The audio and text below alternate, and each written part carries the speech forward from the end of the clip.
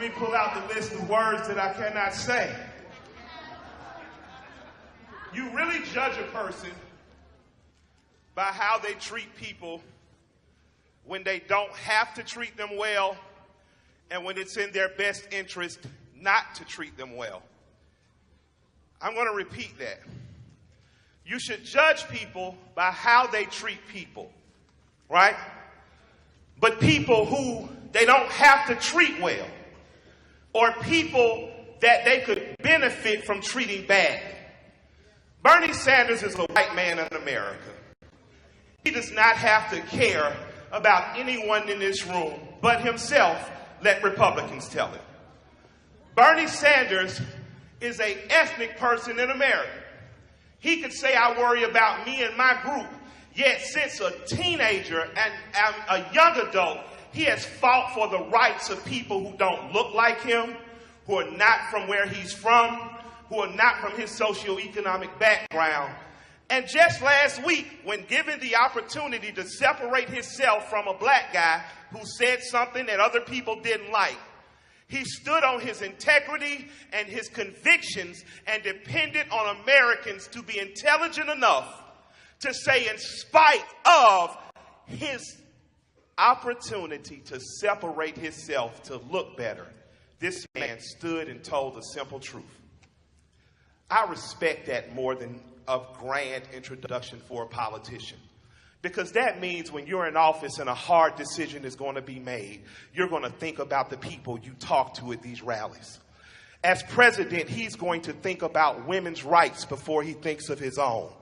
As president, Bernie Sanders is going to say publicly, police have no right to murder your children in the streets.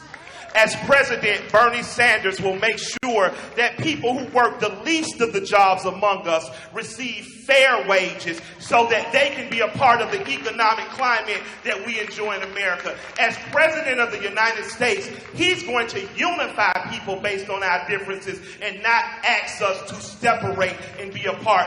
I am for the first time in my life seeing what civil rights promised my grandmother. And that is an opportunity to have someone who doesn't look like me, have empathy for me, but be willing to make policy that makes it fair, even if it puts them at a regular, normal person's level with me.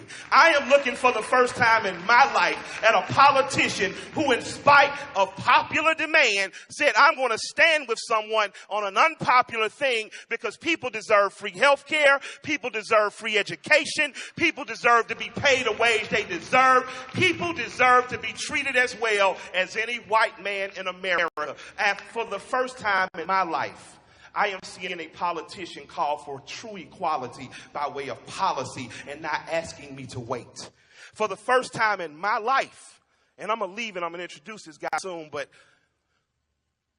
when you have an opportunity to tell two black girls to shut up and get off stage and you don't, and you shake their hand and you smile and you step to the side and you listen, that is a firm difference from turning around and staring at a little black girl and saying, shut up, I'll talk to you later. You're being rude, or allowing people to say that to her.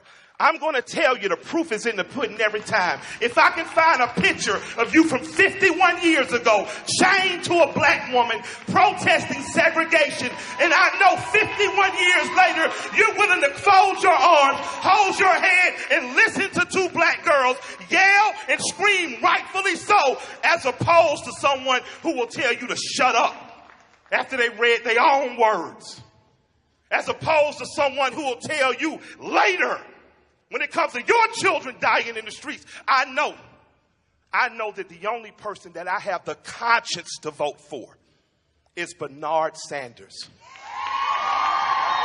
I know that the only person that my logical, beautiful black mind will allow me to vote for is Senator Bernie Sanders.